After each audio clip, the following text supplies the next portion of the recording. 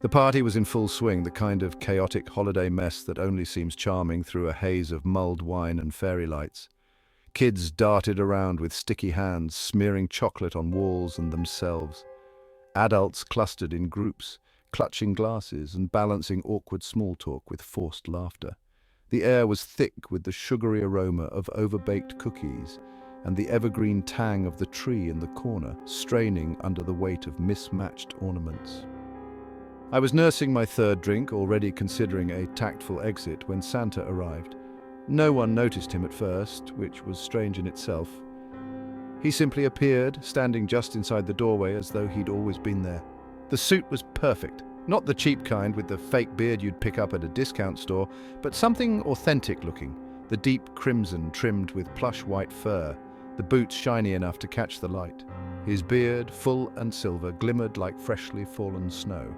He didn't carry a sack, though. Instead, his gloved hands hung limply at his sides, as if waiting for something. At first, everyone was delighted. The kids swarmed him, tugging on his sleeves and demanding presents. He didn't speak much, just patted their heads and chuckled, a low, rolling sound that didn't quite match the cheerful chaos around him. He moved slowly, deliberately, drifting between groups like a shadow in candlelight. Someone must have hired him, that's what we all thought, a neighbor maybe, or one of the overzealous parents who loved making a spectacle, but when I asked around, no one claimed him. The host shrugged it off as a surprise, laughing nervously and saying it added to the festive mood, except it didn't. Not really. Santa didn't join the adults. He didn't take a drink or touch the food. He just lingered. His eyes, sharp and dark, that followed everyone, but focused longer on the children. He had this odd way of tilting his head just slightly when someone spoke to him, as if he was listening too closely. When he smiled, it never reached his eyes. It was the kids who started disappearing first, not all at once, but gradually. At first, it was easy to brush off. They were hiding, playing in one of the bedrooms, or sneaking into the garden despite the cold. Parents called their names, laughing as they went to round them up, but the laughter faded as they realized no one was answering. The first one to go missing was Timmy, the youngest. His mum checked the bathrooms, the closets, even the pantry. When she came back to the living room, her face was pale, her voice sharp as she asked if anyone had seen him. Santa chuckled again, the sound low and hollow, but he didn't offer any help. Then Sarah, the teenage daughter of one of the neighbors, was gone. She'd been standing by the tree looking bored, fiddling with her phone. When her father went to fetch her, there was nothing left but her glass, tipped over on the floor, its contents soaking into the carpet. Panic set in. People started calling out names, their voices trembling, eyes darting to the doors and windows. Santa stood near the fireplace, calm as ever, watching the scene unfold, with the faintest curve of a smile on his lips. Someone grabbed his arm, demanding answers, but he didn't react. He didn't speak. He just tilted his head, watching the man like he was trying to decide something. That's when the lights went out. The screams started immediately, sharp, and scattered like glass shattering on tile. I froze, clutching my glass so tightly it cracked. In the darkness, there were sounds I couldn't place. Heavy thuds, the scrape of something metallic, a wheezing breath that didn't sound human. Someone brushed past me, their hand ice cold against my arm, and I dropped the glass. It shattered on the floor, the sound swallowed by the chaos. When the lights flickered back on, Santa was gone. So were 5 more people. We searched the house, the garden, even the street. Nothing. The snow outside was undisturbed, pristine except for the tracks we'd made earlier. The front door was still locked from the inside. No one saw him leave. The party broke up after that. People left in a rush, grabbing coats and children and murmuring excuses. No one called the police. No one wanted to explain what had happened or admit they didn't understand it themselves. I stayed behind to help the host clean up. As we gathered the glasses and plates, I noticed something near the fireplace, half hidden under the rug. It was a small silver bell, the kind you'd expect on a sleigh. I picked it up, turning it over in my hand, and felt something warm and wet smear across my palm. It wasn't snow. That was when I noticed the chimney.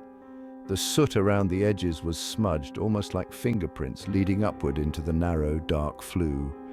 Something dripped from the grate, a viscous, red trail pooling on the hearth below. I didn't stay to see where it led. People in small towns love their tradition. Ours was no exception. and no tradition was more cherished than the annual Santa's Grotto at the old community hall. For as long as I could remember, Santa had been played by Mr. Richardson.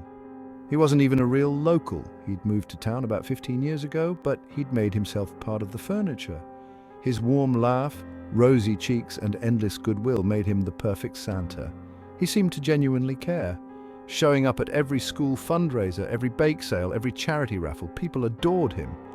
I got the job as one of his elves that year, a temporary gig for a bit of extra Christmas cash, but it came with the kind of quirky charm small towns like to glorify. I spent evenings in the grotto, dressed in green, smiling for photos with kids while Mr. Richardson boomed with laughter beside me. It was easy to fall into the festive spirit around him. He had a way of making you believe he was the real deal. The first time I noticed something odd was while we were packing up one night. Mr. Richardson always stayed behind after everyone else had left, locking up alone. That evening, I'd forgotten my jacket and had to go back for it. The hall was dim, the fairy lights unplugged, and the plastic smell of the fake snow hung in the air. As I stepped through the back curtain, I heard voices, quiet but distinct. At first I thought he might have a friend helping him clean up, but when I peeked through the gap, I saw him alone, sitting in the big red chair. His hands were folded on his lap, his head tilted slightly, listening to no one. Then he spoke, his voice low, words indistinct but rhythmic, like a chant or a prayer. It gave me chills, the kind that started at the base of your spine and crawled up to the back of your neck. I left without my jacket. The next time, I wasn't so lucky. It was late again, near the end of my shift, and I'd been tasked with finding the spare boxes of wrapping paper. They were kept in a storage room at the far end of the hall, a cramped space that smelled of damp and dust. As I dug through the shelves, I found something else, a cardboard box, unlabeled and slightly crushed on one side. I wouldn't have thought much of it, but the tape sealing it had been cut. Inside were photographs, dozens of them, kids sitting on Santa's lap, their smiles frozen under cheap lighting. But these weren't from this year, or last year. These were from years ago. Their colors faded, the edges curled, and in every single one the same Santa, the same Mr. Richardson. Except his face looked wrong, stiff, too smooth like a mask. At the bottom of the box I found something else, a folder filled with newspaper clippings, obituaries, missing persons reports, old crime stories. Some I recognized from town history, the kind of tragic gossip people whispered about at the pub, but others were from places far away, places I'd never heard of. The dates spanned decades, long before Mr. Richardson had ever moved here. My stomach turned. I backed out of the storage room, nearly tripping over a stack of tinsel-covered boxes, and that's when I heard his voice. He wasn't loud, but it carried through the empty hall like a knife slicing through still air. I froze, my heartbeat thundering in my ears. He was calling my name, slowly, carefully, as if testing the sound of it. I ran.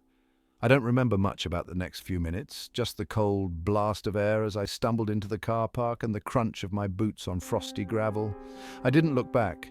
I made it home, locked every door, and stayed up until the sun rose, staring out the window and waiting for the knock I was sure would come.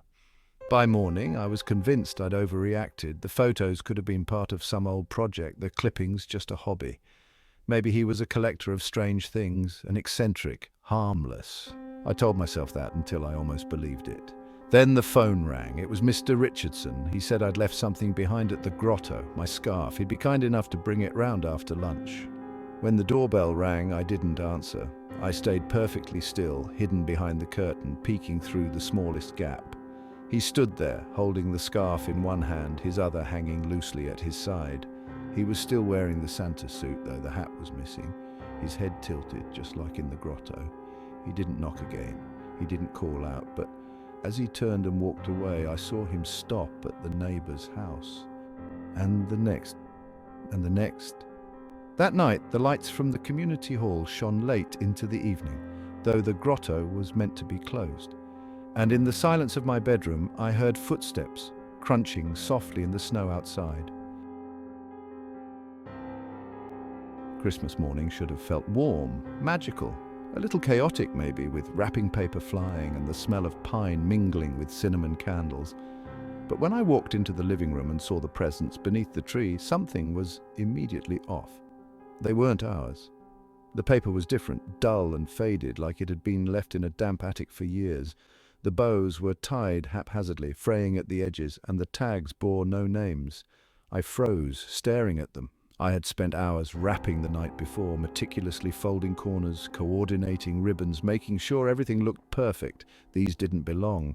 I called for my wife, and we both stared at the pile, the kids still asleep upstairs. She was as baffled as I was, muttering something about maybe a neighbour leaving a prank gift, though we both knew that didn't make sense. I hadn't slept much, tossing and turning most of the night, but I would have heard someone coming in, wouldn't I? The front door had been locked, I was certain of that. I checked twice before bed. Still, I did a quick sweep of the house, more out of instinct than expecting to find anything. Everything was as we'd left it. Windows latched, doors bolted, no signs of forced entry, just those gifts, sitting there like they'd always been. The kids came down, wide-eyed and eager, their excitement cutting through our unease. They didn't notice the oddness. Kids don't think like that. They just see brightly coloured boxes and wonder what's inside. By midday, I couldn't shake the feeling that something wasn't right. I decided to check the security footage. The system wasn't fancy, just a basic setup with a camera pointing at the driveway and another covering the front door. I scrolled through the footage from the night before, the screen flickering with static as the hours crept by in silent grayscale. Nothing. The occasional car passing down the street, a gust of wind shaking the holly wreath. Then at around 2 a.m. he appeared. A man, dressed as Santa Claus, walked up the driveway. Not hurried, not sneaky, calm, deliberate. His suit hung awkwardly, as though it didn't quite fit, and his beard was too long, too tangled. He carried a large sack over his shoulder, the fabric stretched thin against whatever bulged inside. He didn't knock, didn't hesitate. He simply walked up to the door, leaned close, and did something just out of frame. The door clicked open. My stomach churned. For a moment he stood in the hallway, his figure blurry but unmistakable. Then he turned toward the camera, his face almost, but not quite, hidden behind the fake beard. His eyes were wrong, too wide, too dark, like he was staring straight through the lens. He smiled, a slow, deliberate curl of the lips, then disappeared out of view. The footage jumped, the timestamp skipping ahead by nearly 10 minutes, and when it resumed, he was leaving. The sack over his shoulder was gone, replaced by a small bundle in his arms. I paused the video, my finger trembling on the remote. Whatever he was carrying, it didn't move. I called the police, but their response was indifferent at first, brushing it off as a seasonal prank. They only perked up when I mentioned the sack. A pair of officers came by later that day, asking questions and taking a copy of the footage. They didn't share much, just exchanged uneasy glances and muttered something about other incidents in the neighborhood. I checked the local news later, digging through forums and social media posts. The same man, the same Santa suit, had been seen entering homes across town. Not everyone had noticed anything missing. Some families woke to find gifts that weren't theirs, just like us. Others woke to nothing at all, no sign of entry, no strange packages. And then there were the ones who didn't wake at all. I couldn't stop thinking about the sack. What had been in it when he arrived? And what had he taken when he left? The police wouldn't say. All I could find were rumors, mentions of missing children, whispers of bodies turning up in shallow graves on the outskirts of town. Nothing confirmed, nothing concrete, but enough to keep me awake long after the house had gone quiet. That night, I double-checked every lock, every window, and every creak in the floorboards. I stayed up, staring at the security monitor, half expecting to see that figure again, that eerie smile framed by fake snow and Christmas lights. At 2:15 a.m., the camera glitched. Static crawled across the screen, the timestamp freezing before the image blinked out entirely. When it came back, the front door was wide open, snow swirling in, and on the porch there was another gift. The snow was ankle-deep and relentless, a thick, suffocating blanket that muffled every sound and reflected the grey, sullen sky. The Christmas tree farm stretched out in every direction, rows upon rows of firs like silent sentinels guarding some ancient secret. I'd taken the job as a last resort, a desperate move when rent loomed and the electricity was already off. Playing Santa seemed harmless enough, just smile, wave, and pose for a few photos. Easy work, I'd thought. The suit they gave me was musty, the fabric stiff and reeking of mothballs. The beard was frayed, a tangled mess that scratched at my chin. But the money was cash in hand, and I wasn't in a position to be picky. My first day passed without much incident. Kids with sticky fingers and wide-eyed grins, parents snapping pictures while sipping hot chocolate from styrofoam cups. It was wholesome, almost unnervingly so. It wasn't until the second day that I noticed the whispers. They weren't loud or obvious, more like fragments carried on the sharp winter wind. The farmhands, burly men with weathered faces, muttered amongst themselves as they hauled trees and tied them to the roofs of family cars. The words were indistinct, but the way they glanced at me from under their caps made my stomach knot. There was something in their eyes, not suspicion exactly, but a kind of knowing pity. I felt like a lamb in a butcher's queue, unaware of the blade but sensing its inevitability. The rumors began as vague hints, scraps of conversation I couldn't piece together. "The last one," someone murmured behind the barn, their voice carrying just enough for me to hear before they fell silent. I tried to push it out of my mind, but the words lingered, burrowing into me like cold fingers pressing against my spine. The previous Santa, the one before me. Where had he gone? No one seemed eager to discuss it outright, and their avoidance only made it worse. On my third day, I started noticing the marks. Behind the barn, where the snow wasn't quite so pristine, deep grooves scored the frozen earth. They didn't look like sled tracks or anything that belonged on a farm. These were long and ragged, like claws raking through dirt, as if something had been dragged. My breath fogged in the icy air as I followed them, my boots crunching on the packed snow. The tracks led to the farthest edge of the property, where the trees grew taller and closer together, their branches interlocking to block out the pale daylight. There, under a crooked pine that looked more skeletal than festive, I found a patch of disturbed snow. The ground beneath was lumpy and uneven, and the air carried a faint metallic tang. My stomach churned as I realized it wasn't just the snow that had been disturbed. Something had been buried there, and not carefully. I didn't dig. I didn't have to. The edges of the mound told me everything I needed to know. Fragments of fabric poked through the ice-crusted surface. A scrap of red wool here, a tuft of white faux fur there. The Santa suit wasn't new. It had been someone else's, someone who hadn't walked off the job voluntarily. The wind picked up, a sudden biting gust that carried with it the faintest sound, like laughter but not human. It was sharp and hollow, like the creak of ice underfoot or the groan of a door left ajar. I turned back toward the barn, my heart pounding against my ribs, every nerve screaming at me to leave. But as I retraced my steps, the snow began to change. What had been soft and white now seemed darker, streaked with shadow. My footprints were gone, swallowed by the shifting drifts. The air grew heavier, almost syrupy, and each breath burned in my chest. The rows of trees seemed to close in, their needles black against the pale sky. I couldn't hear the distant hum of customers anymore. No chatter, no car engines, no cheerful holiday music piped through the tinny speakers near the entrance. When I reached the barn, I saw the lights were off. The door, once slightly ajar, was now shut tight. My hands trembled as I reached for the handle, but it wouldn't budge. I pounded against the wood, but it was solid, unyielding. The windows were dark, the interior a void. Behind me the laughter returned, closer this time, clearer. My head whipped around and for a moment I saw them, silhouettes among the trees, too tall, their shapes distorted by the shadows. They moved unnaturally, jerking forward and back as if testing the air, their limbs bending at impossible angles. Their heads were crowned with something sharp, antlers maybe, or branches growing straight from their skulls. I stumbled back, my boots sliding on the slick ground. When I turned again, the barn door was open, wide and waiting. Warm light spilled out, golden and inviting, but I knew better. The air around me felt alive, charged with something I couldn't see but could feel crawling beneath my skin. The whispers rose again, no longer fragments, but a single chilling word repeated over and over, the voices overlapping like a dissonant choir. My name. I didn't go inside, I didn't run either. I just stood there, frozen, as the figures in the trees began to move toward me, their steps soundless, their antlers glinting in the fading light. Behind me the barn door creaked, its hinges groaning in protest. The warmth beckoned, but the cold around me bit deeper, sharper, until I couldn't feel my fingers anymore. Then the door slammed shut.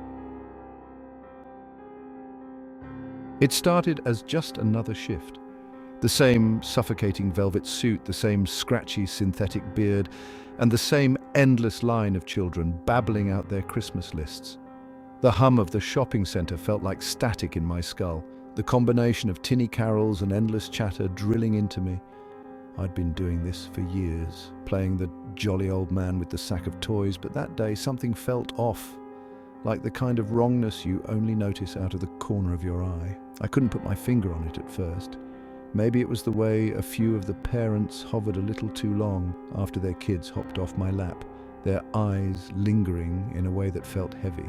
Maybe it was just exhaustion from the relentless fake cheer and the cloying scent of cinnamon candles in every shop. Whatever it was, I ignored it. I had a job to do, and the day was crawling toward its end. I never saw the van coming. One moment I was trudging through the car park toward my own car, my head filled with thoughts of getting home and peeling off that sweaty costume. The next, my vision swam as something hard and blunt collided with the back of my head. The world lurched sideways, and then everything turned dark. When I woke, it was to the sound of dripping water and the thick, cloying smell of mildew. My head throbbed, each heartbeat a hammer blow behind my eyes. The floor beneath me was cold and damp, seeping into my clothes. When I tried to move, I realized my wrists and ankles were bound, the rough rope biting into my skin. My stomach churned as panic clawed its way up my throat. The room was dim, lit by a single flickering bulb swinging from the ceiling. The walls were grimy, streaked with what looked like rust, or maybe something worse. Tools hung from a pegboard on the far wall, their sharp edges catching the weak light like teeth. The air was thick, the kind of air that seemed to cling to your skin, wrapping you in an invisible, suffocating grip. My captor wasn't immediately visible, but I could hear them moving somewhere close by, the faint scuff of footsteps above me. The floorboards creaked under their weight, irregular and slow, like they were pacing. I could feel their presence even when I couldn't see them, a looming pressure that filled the space and set my nerves on edge. Time blurred in that damp, oppressive cellar. Minutes felt like hours, and every small sound, a distant drip, the scrape of metal against wood, felt like a dagger stabbing into the silence. My mouth was dry and my throat burned with thirst. I couldn't stop thinking about the tools on the wall and what they might be used for. I couldn't stop imagining what would happen if I couldn't get out. When they finally came down the stairs, their shadows stretched long and distorted against the walls, a grotesque parody of human form. They didn't speak. They didn't even look at me. They just moved around the room with an unnerving precision, arranging things I couldn't see. I could feel the intensity radiating off them, a simmering desperation that twisted the air. At some point I realized what this was about.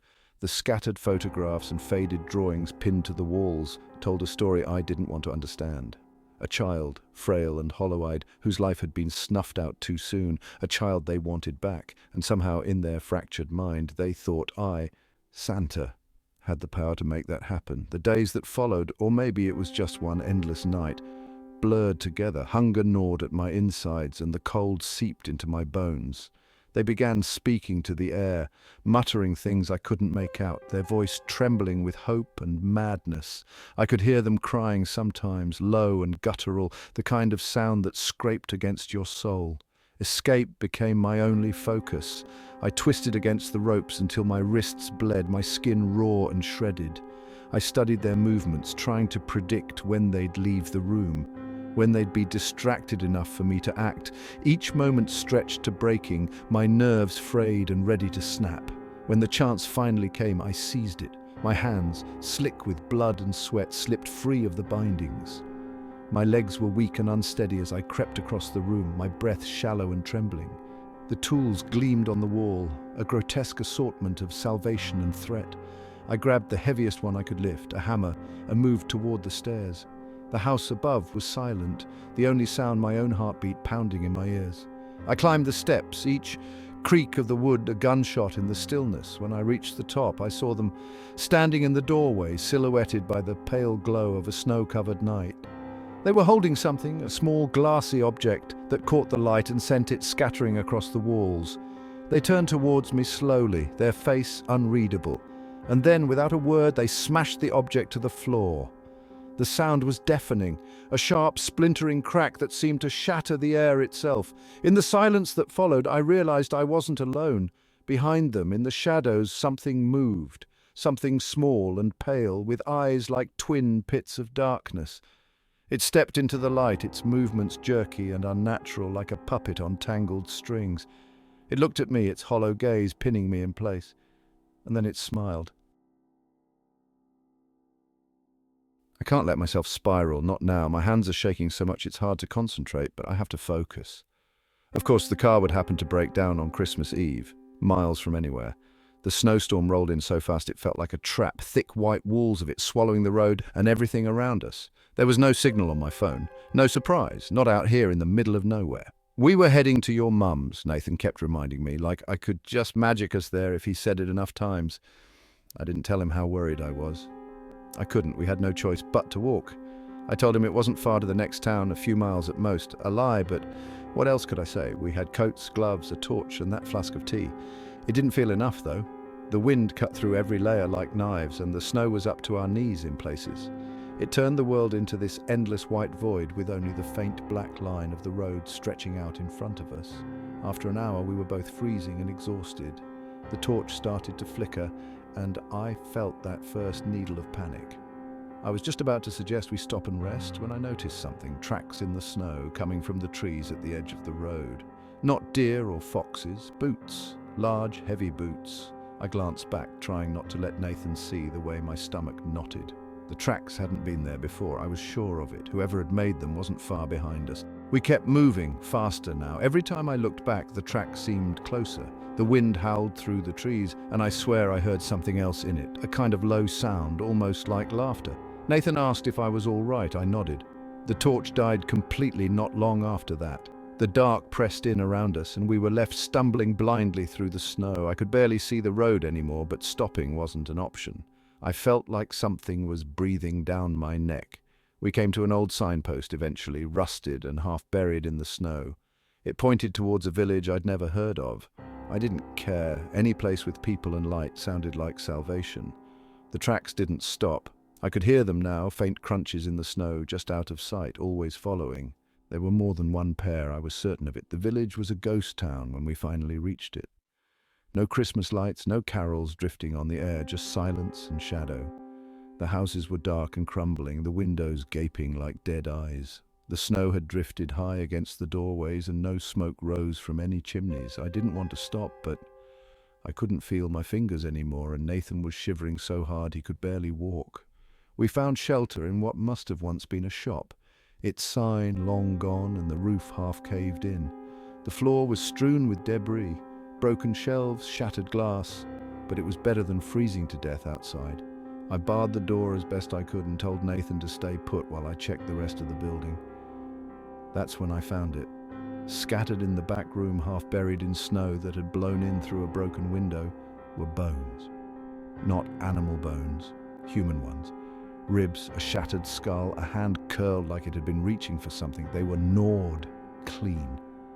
I stumbled back into the main room, heart pounding. Nathan was standing by the door, staring at it. His breath was fogging in the cold air, but there was another cloud there too faint to see unless you were looking for it. Breath on the other side. The sound of the first knock was so soft I almost didn't hear it, just a faint, polite tapping, and then another, louder this time, more insistent. Nathan looked at me, eyes wide with fear. I motioned for him to stay quiet.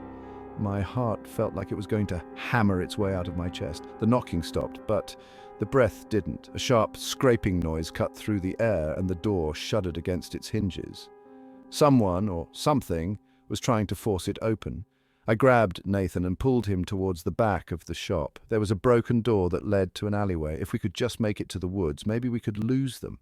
The last thing I saw as we ran was the door giving way, snow blowing in, and a figure stepping inside, tall, too tall, wrapped in tattered clothes and skin stretched too tight like it wasn't their own. I didn't look back again. We're in the woods now, hiding beneath a fallen tree.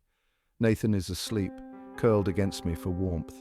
My legs ache, and I can feel the cold creeping into my bone. The woods are quiet but not empty. I can hear them out there, moving through the snow, searching. I don't know if we'll make it through the night. It began like most things do in small, sleepy towns. A whisper, a legend that crept into conversation like frost on a window pane. Every Christmas, a man arrived with his sleigh. Pulled by a pair of shaggy horses with bells on their harnesses, it was all very picturesque, the kind of thing you'd see on a holiday postcard. He dressed the part too, red suit, white beard, rosy cheeks. He called himself Nicholas, though everyone just called him Santa. Kids loved him. Parents handed over a few notes for a ride through the snowy woods. It was tradition, harmless and wholesome, or so we thought. The first time I saw him was last year on the edge of the market square. The horses stomped and snorted, steam curling from their nostrils. The sleigh was a vision of Christmas cheer, painted bright red with golden flourishes, its runners polished to a mirror shine, lanterns hung from the sides, glowing softly against the falling snow, and Santa himself stood beside it, waving at the children with a gloved hand, his eyes crinkling with grandfatherly warmth. This year I noticed something was different. The sleigh was the same, the horses as steady as ever, but Santa looked off. His beard was just as white, his suit just as bright, but there was something about his face, too smooth maybe, as if it had been stretched taut over a mask. His eyes didn't seem to twinkle as much. They darted, quick and searching, like a predator sizing up prey. I'd never had a reason to suspect anything was wrong until that night. It was 2 days before Christmas, and the town was quiet, the sort of silence that comes when snow smothers everything. A few parents and their kids had gathered for rides. The sleigh jingled its way back and forth from the woods, the children laughing as they disappeared into the trees. I didn't go on the rides myself. I didn't have kids.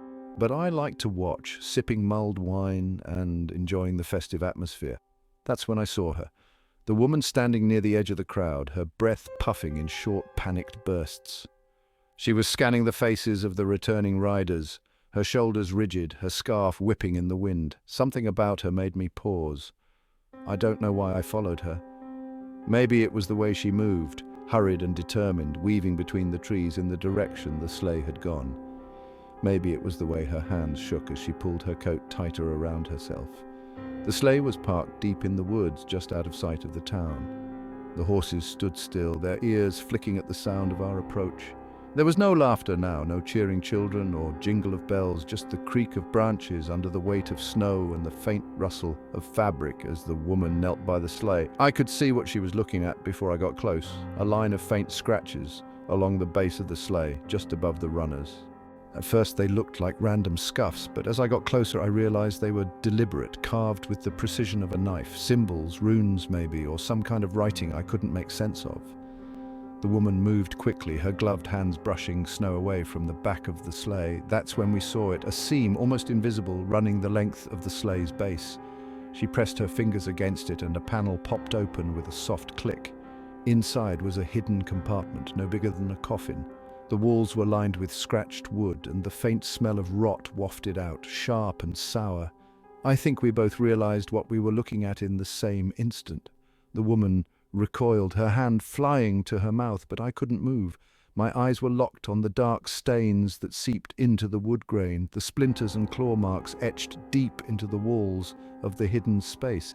Then we heard the bells. They jingled softly at first, a gentle chime that grew louder as they approached. The horses lifted their heads, their ears swiveling toward the sound. I grabbed the woman's arm, pulling her back into the shadow of the trees, my heart pounding so hard it felt like it might burst. Santa emerged from the darkness like a spectre, his boots crunching on the snow. He wasn't alone. Behind him came two figures, shorter than him but moving with the same unnerving smoothness. They carried something between them, a sack, long and lumpy, its contents shifting as they walked. My stomach turned as I realized it wasn't filled with presents. They stopped by the sleigh, the sack swinging slightly as one of them hoisted it up. Santa crouched by the compartment, his gloved hand tracing the edge of the hidden panel. For a moment I thought he'd seen us, his head tilting slightly as he looked into the trees. Then, without a word, he shoved the sack into the compartment and slammed the panel shut. The sleigh jingled as he climbed onto the seat, his companions disappearing back into the shadows. The horses snorted, their breath clouds in the freezing air. And then they were moving, the sleigh gliding over the snow like a ghostly apparition. We didn't follow. We couldn't. By the time we made it back to town, the lights of the square were dark, the market stalls abandoned. The sleigh was gone. The only sign of its existence, the faint tracks leading out of the square and into the woods. The woman ran to the authorities, her voice trembling as she explained what we'd found. But by the time they searched the farm where Santa had been staying, it was empty. The barn was locked, The stalls swept clean and there was no sign of the horses.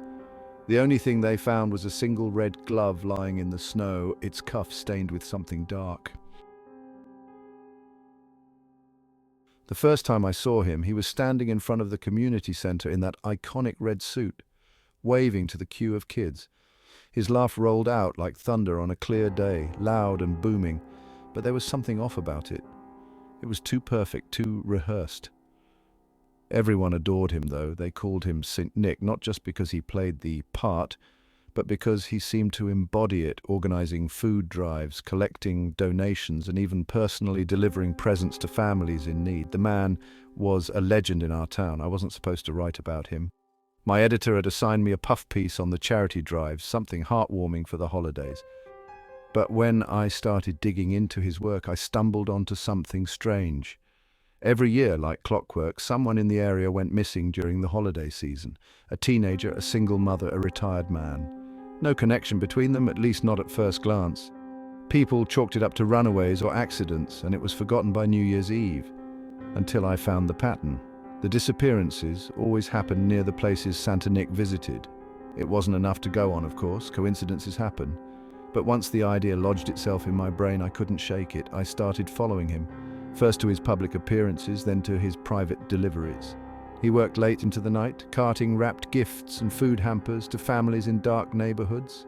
He'd walk in with his empty sack and come out with it slung over his shoulder, looking fuller than before. I told myself it was just the props. Empty boxes swapped out for the real ones, but I couldn't stop imagining something heavier inside, something that shifted as he moved. The first real clue came when I broke into his van. It was parked outside a block of flats, the back doors unlocked. Inside, the air smelled metallic and faintly sweet, like rotting fruit. I found red stains smeared across the floor, too bright to be rust. There was a long hooked blade tucked beneath the driver's seat, crusted with something black and dry. My stomach churned, but I snapped pictures and got out before he returned. That should have been it. I should have taken the evidence to the police and let them handle it. But I wanted more. I needed to see it for myself. The next night I followed him again. He visited a small bungalow on the edge of town, the kind of place you'd pass without noticing. His knock was soft but deliberate, and the door opened almost immediately. A woman let him in, her face lighting up at the sight of him. I stayed in my car, gripping the steering wheel, counting the seconds. 10 minutes passed, then 20. The door creaked open, and he stepped out, his sack heavier than before. He didn't see me as he walked to his van. I waited until he'd driven off, then made my way to the house. The door was ajar. The inside was eerily quiet, the kind of silence that presses on your ears. There was no sign of the woman or her family. A plate of untouched cookies sat on the table next to a note scrawled in a child's handwriting. My hand trembled as I stepped further inside. The smell hit me first, sharp and acrid, burning the back of my throat. It came from the hallway closet where the door hung slightly open. I shouldn't have looked. I should have turned around and left, but curiosity pulled me forward. Inside, I found a pair of small, scuffed trainers, still warm to the touch, sitting on top of something wrapped in thick black plastic. I ran. I didn't stop until I was back in my car, my breath fogging up the windows. That night I tried to write my article. The words wouldn't come. My mind kept circling back to that sack, the way it swayed slightly as he carried it, the way the red stains on his van floor matched the streaks I'd seen in the closet. The next morning, I woke to find a package on my doorstep. It wasn't wrapped, just a plain cardboard box with my name scrawled across the top in thick black marker. Inside, I found a red velvet hat, the kind a Santa Claus might wear. It was stiff and heavy, the fabric matted with something dark and sticky. When I stepped outside, I noticed boot prints in the snow leading up to my house. They didn't go back the way they came. They just stopped.